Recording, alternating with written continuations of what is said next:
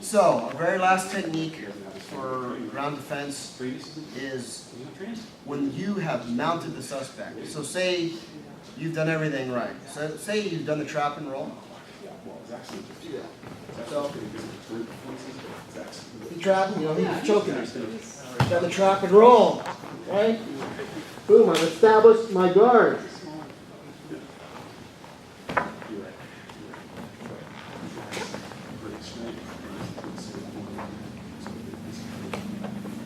Now I'm in mount, right?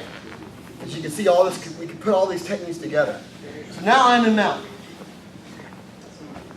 So what Flexi teaches you is basically, this is when you control the suspect and you break contact. So when I establish this position now, right, I want to get high mount on it for this next technique. So what I need to do is, if his arms are tucked in, right, it's going to be hard for me to get that high mount, right? So what I need to do is, before he can tuck his knees in, or his elbows in, I need to establish a high mount.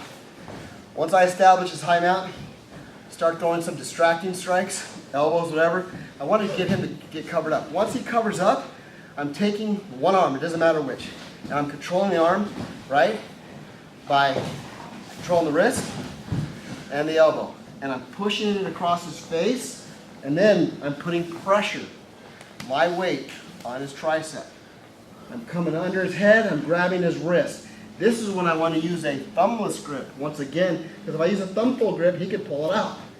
Thumbless grip, he cannot, right? I'm using this thumbless grip. And I could even enhance the grip by motorcycle it, by doing that. I'm keeping it nice and tight. From here, I'm putting my weight on him, posting my hand out. Now this back foot, come over here. This back foot is gonna start sliding over his belly until I get into this position. And now we're back to side control, right? And we can break free and go to our tools, right? Or you can start to push him over, right? And do other stuff. Arm bars, whatever. But there's actually a handcuffing technique from the arm bar. Well, I'm not going to do that today. But anyways, once again, I've established mount. I want to get a high mount, start throwing some distracting strikes. I'm coming over, putting my weight on his tricep, grabbing his wrist, thumbless, right? And I'm motorcycling, really making it tough for him to break out. His back leg will slide across. I come to here. Now you're not going to be able to handcuff him, right? It's going to be really hard. You can try to get him to roll over on his belly, or excuse me, on his back, but it's kind of awkward, right? So your best bet from here, I would say, to back off, go to your tools, right? Boom. Taser, get on your belly, go to your handcuffing techniques. But so that's the Flexi variation of when an officer mounts a suspect.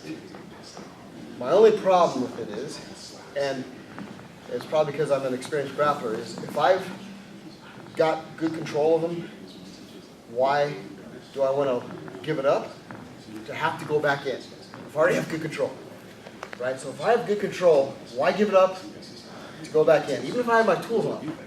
But who knows? We've all seen videos where our tools may not work. Some people are immune to pepper spray. You may not get a good what do you call it? Path with your taser. Spread, there you go. You might not get a good spread with your taser. You only get one prong in if you happen to shoot your taser. And guess what? If that happens, you're going to have to grapple with this guy all over again. So if you're confident enough and you have good control, you may start to think to yourself, why give it up to go back in? Why give up this control to go back in and grapple him again? So that's why I showed you how to pass into mount in side control. Because there is a handcuffing technique from here. Right?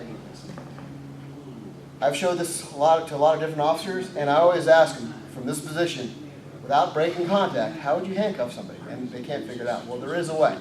And everything's very similar to what Flexi teaches, but I don't need to get the high mount. All I need at this point is to start throwing some distracting punches, right? I need to get his arms up. Once his arms are up, I'm going to pin one arm, doesn't matter which one, to the ground. So the way I pin it is opposite hand to the wrist, same side hand to the elbow. And I'm pinning to the ground, right? And once I'm there, and I got it pinned and I got good control, let's go ahead and turn this way. This back foot will then raise up, and I'm going to create a shelf. So coming up, creating a shelf. Now I'm taking his arm and putting it right on the shelf, right? From here, all I do is start to give him commands. Roll to your belly, extend your arm. Now he's here. Now we're almost in handcuffing position.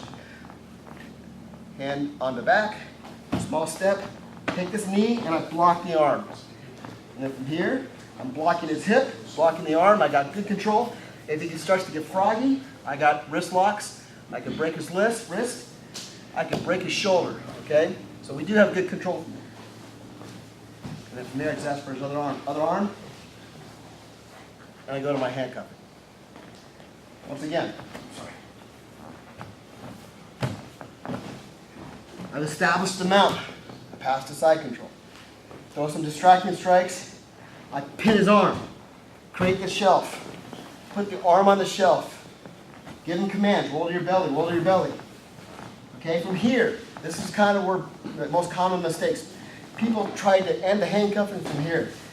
It's going to be hard to get the arm around your knee, right? So I need to get this knee out of the way. And the way I do it is I go to a small, think of this as a catcher stance, right? I'm a catcher in baseball. I went to a quick catcher stance. Boom.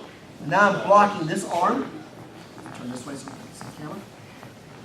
I'm blocking this arm with my knee, right? I've got a hold of his wrist. My foot is blocking his hip. And give me your other hand.